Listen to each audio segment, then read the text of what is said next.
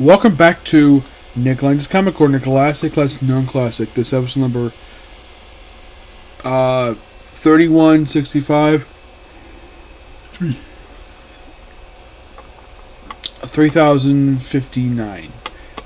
Two trades that feature two teams with extraordinary powers. First up we have is Harbinger Volume 2, called Renegades, written by Joshua Dashart. Yes, and this is the second trade of 6 to collect this whole run. Yes, 6. So, collect issue 6 to 10 of Harbinger Volume 2. Yep. The artwork in these issues are done by Barry Kidson. Does basically issue number 7. That's the only issue he does. Issue 6 is done by Phil Prentice. 8 is Lee Gerbert. 9 is Perry Perez. Issue 10 is done by Matthew Clark, Alvaro Mendez, Demi Macharis, and Brian Treese. So, in these issues, it's all about Rise of the Renegade. Yep. So basically focus on Chris Holloway, a friend of one of the characters, where basically, a lot of this book can focus on her, where basically it's like, or basically Peter Strick basically hypnotizes her to fall in love with him, and then he just leaves her behind. So she goes all of her own. Family is like,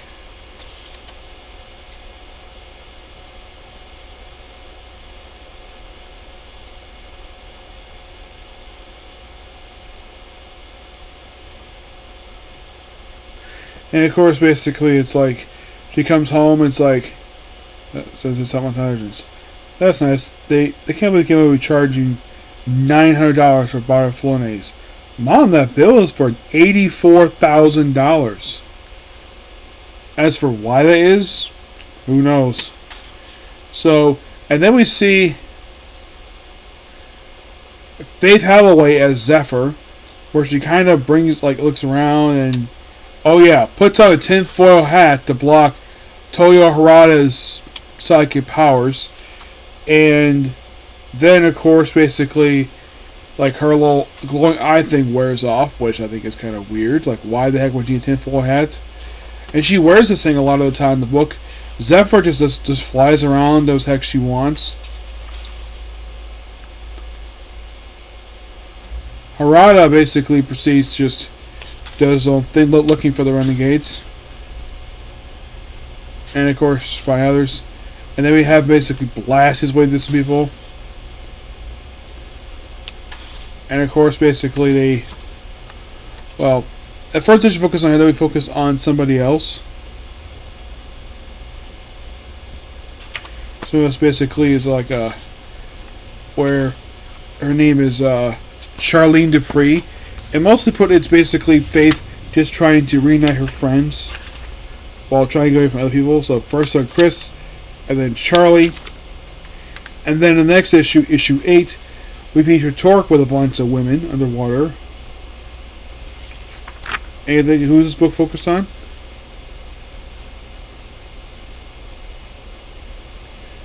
Where he's like, seems like a focus on Twerk. Well, looks like he's put on a little weight. Because in this other series, the guy was a bodybuilder. Now he's chubby. So, this is just basically like, oh. At one point in this book, he goes to the afterlife, runs a younger version of himself, has him basically put inside his body. Like, what the heck is this? It's just plain bizarre, to say the least.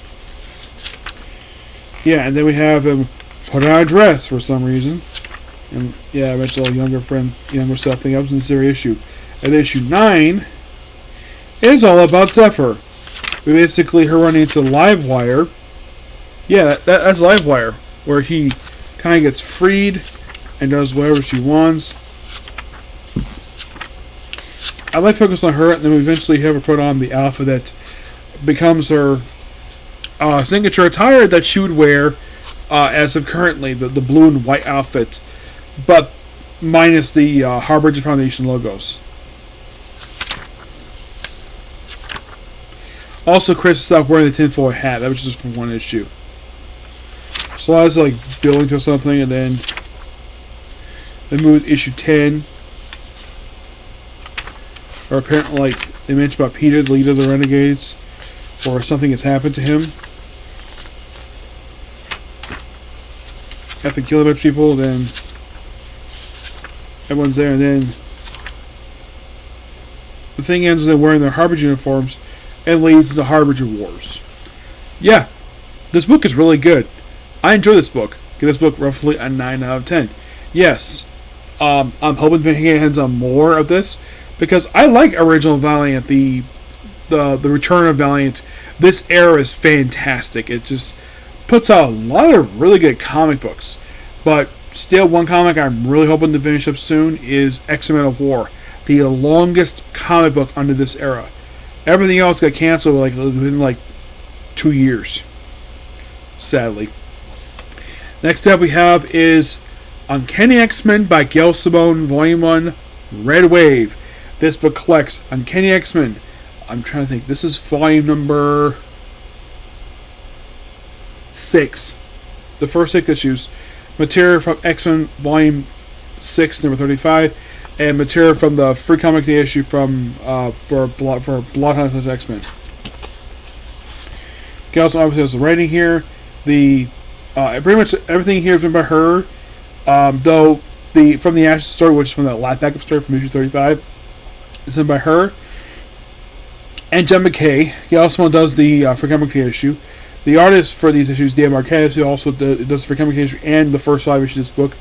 Issue 6 by Javier Guerra does the from the Ashes story and issue 6. So the stars of this book are Rogue, Gambit, Wolverine, Nightcrawler, and Jubilee. That's your stars.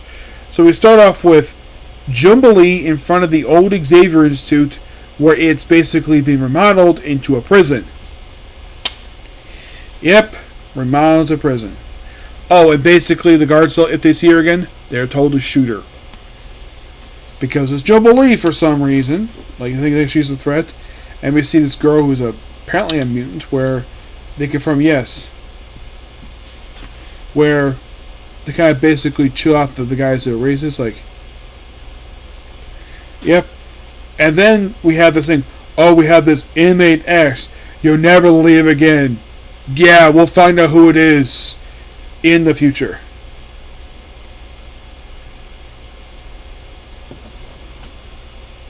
Oh my gosh, it looks like one of the prisoners is Teresa Cassidy, aka Banshee.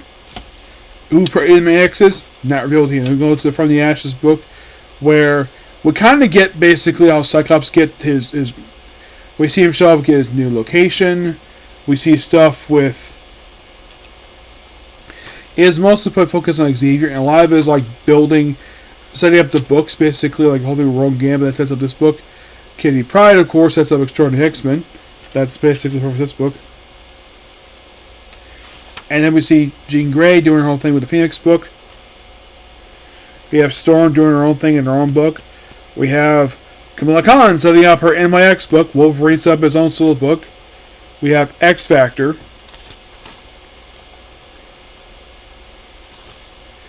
Yep, so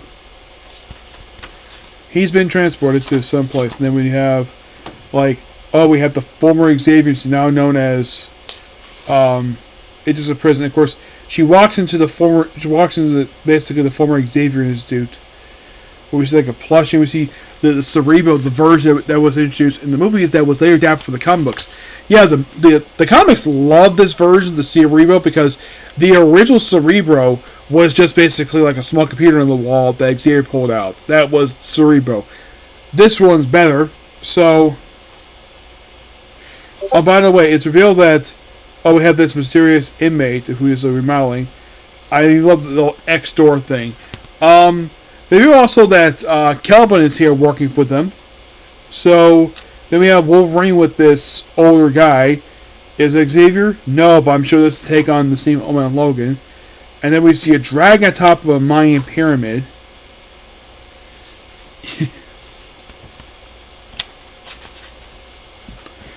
And apparently, get this, This scene was last seen in comics back in the Savage book by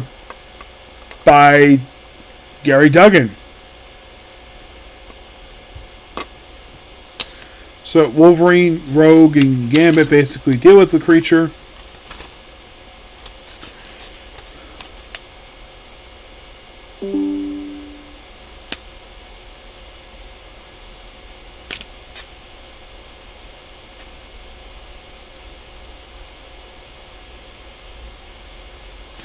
Yeah, so the thing flies in Antarctica. Rogue and Gambit basically do their own thing, and then we see, is Nature Girl? No, it's a completely different character. Where then we see Nightcrawler basically is like,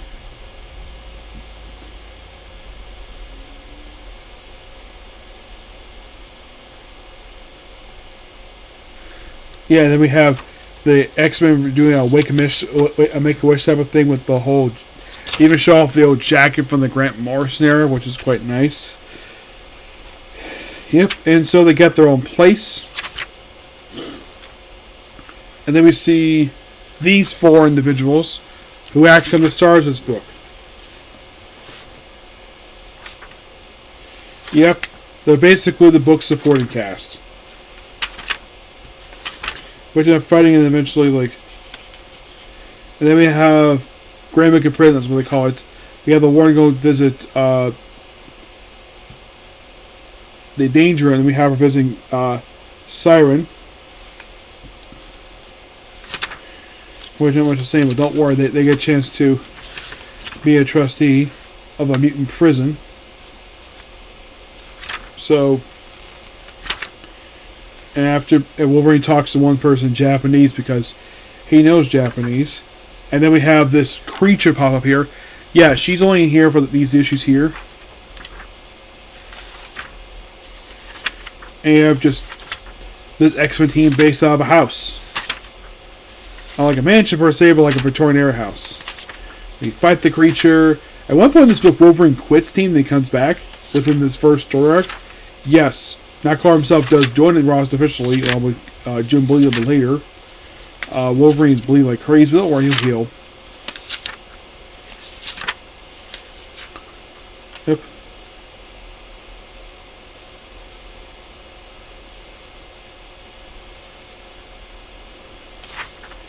And of course, Wolverine's blind, and he stays blind for the next couple issues because of this creature. Takes a while for this part of the healing factor to kick in. So, yeah, Make-A-Wish can help out too, and then at one point we have Rogue and Gambit about to make out in front of Wolverine, but he's not seeing nothing because he's blind. And then we have that Carnage story wrap up there, where you have the creature get dropped off, and they're playing like a cheap jacket. If you're freer, let her escape. Otherwise, anyway, if you devils are idiots. It was a home, big huskus, because someday soon, we're gonna come again and take back all. Yeah, that's actually a very loose setup for a Solid Greybooking, which happens not long after this. And there's a reason why. Yeah. So you have them going to school. Nightcrawler doing his own thing, of course. Yeah, PTSD stuff, and then the book ends with one of the kids being kidnapped and setting up the events of a Solid Greybooking. I wouldn't be surprised if Jay comes out soon for that one, but I enjoy this. Give this book roughly a 9 out of 10. Nice to see this book back again. Like, part of the book come back last year, it had been 5 years since this title was released. Though here's the thing. Issue 35, X-Men Volume 6, was deemed to be issue 700 of Uncanny X-Men. Yes. Because at the start of the X book, they did have a legacy number there, and then they dropped it for some reason. But I still counted it, and they, for some reason, now they decided to acknowledge, oh yeah, it is part of the legacy number, which is nice.